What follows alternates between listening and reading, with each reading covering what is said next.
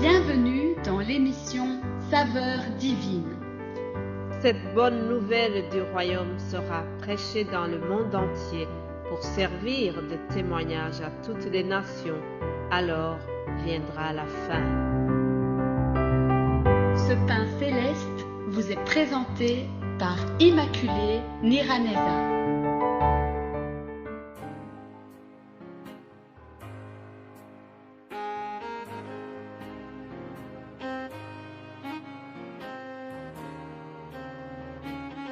Bienvenue, chers amis, frères et sœurs, vous tous, auditeurs et auditrices de l'émission Saveurs divines, que la paix de Christ soit avec vous. Je remercie Dieu qui me donne encore cette occasion favorable d'être avec vous, de partager la parole de Dieu. Et surtout, je rends grâce à Dieu parce que nous arrivons déjà dans la dernière semaine de ce mois de septembre. Le temps passe vite, chers amis. Nous devons bien utiliser le temps que Dieu nous donne. Alléluia. Alors, je voudrais commencer cet audio par les salutations que nous trouvons dans l'épître aux Romains. L'apôtre Paul a écrit aux Romains au chapitre 1 et voilà ce qu'il a dit aux Romains. Je rends d'abord grâce à mon Dieu par Jésus-Christ au sujet de vous tous, de ce que votre foi est renommée dans le monde entier. Dieu que je sers en mon esprit dans l'évangile de son Fils m'est témoin que je fais sans cesse mention de vous, demandant continuellement dans mes prières d'avoir enfin, par sa volonté, le bonheur d'aller vers vous, car je désire vous voir pour vous communiquer quelques dons spirituels, afin que vous soyez affermis, ou plutôt afin que nous soyons encouragés ensemble au milieu de vous par la foi qui nous est commune, à vous et à moi. Alléluia. Ces quelques mots de salutation sont remplis de sentiments, d'émotions que l'apôtre Paul avait à l'égard des chrétiens de Rome. Qu'est-ce que nous pouvons retenir de cette salutation? Il rend d'abord grâce à Dieu.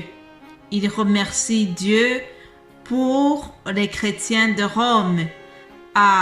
Les chrétiens de Rome sont renommés pour avoir une grande foi. Et l'apôtre Paul est très fier de cela.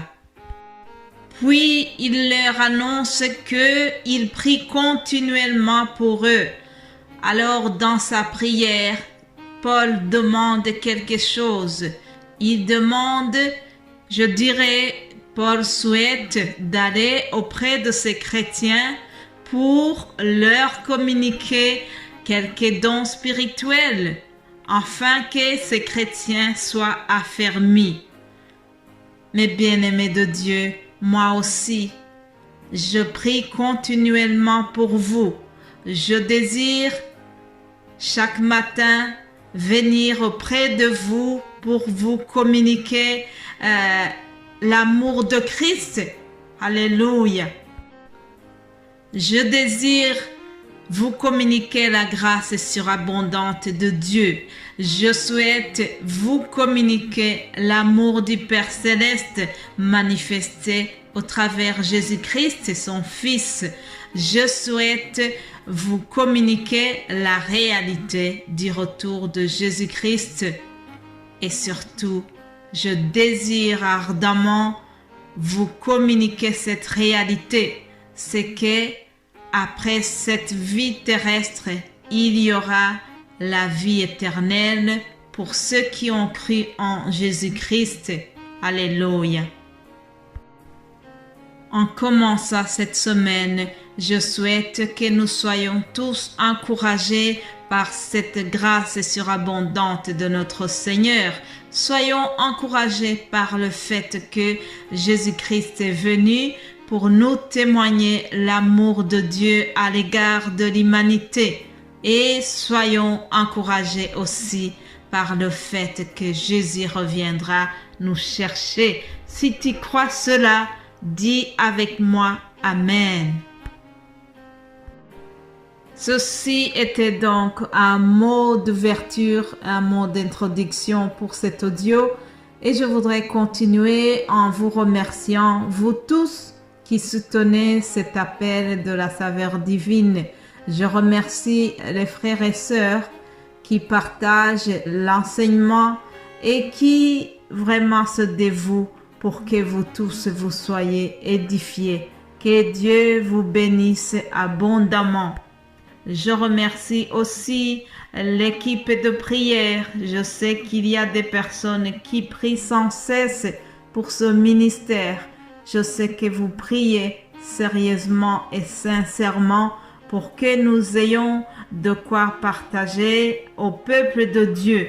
Vraiment, soyez tous bénis pour vos prières. Nous en avons besoin tous les jours. Alléluia. La Bible nous dit que la prière du juste est d'une grande efficacité. Alléluia. Ensuite, comme vous êtes habitués déjà, le lundi, nous commençons un nouveau thème. Alors, cette semaine, nous allons parler sur un grand personnage de la Bible qui s'appelle Abraham. Abraham, c'est vraiment un personnage central, un personnage qui est très connu dans l'Ancien Testament. D'ailleurs, Abraham est cité au travers toute la Bible. Il est appelé le père des croyants. Abraham est le pilier pour les trois religions monothéistes. Tous les trois sont d'accord que Abraham est vraiment un géant de la foi, que c'est une figure emblématique dans les trois religions. Pour ceux qui l'auraient déjà oublié, je rappelle que ces religions sont l'islam, le christianisme et le judaïsme. Ils sont tous les trois monothéistes, c'est-à-dire ce sont des religions qui croient en un seul Dieu.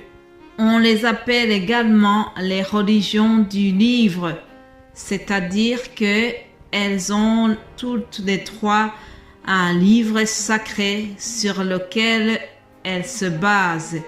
Pour l'islam, il s'agit du Coran. Pour le christianisme, il s'agit de la Bible.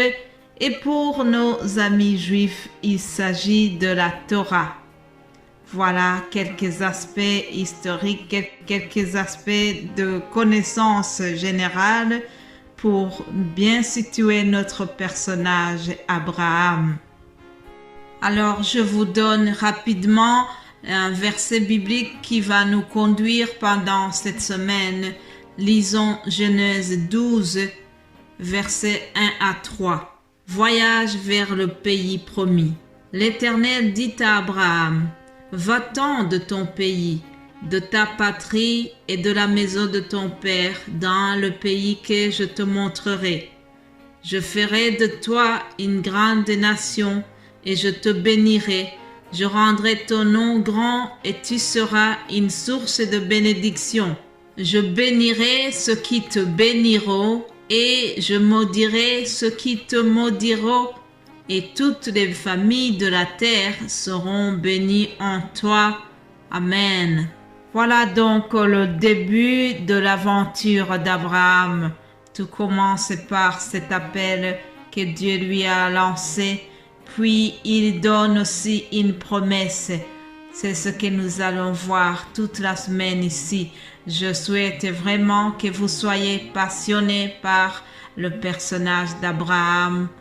C'est quelque chose de très très important pour notre édification.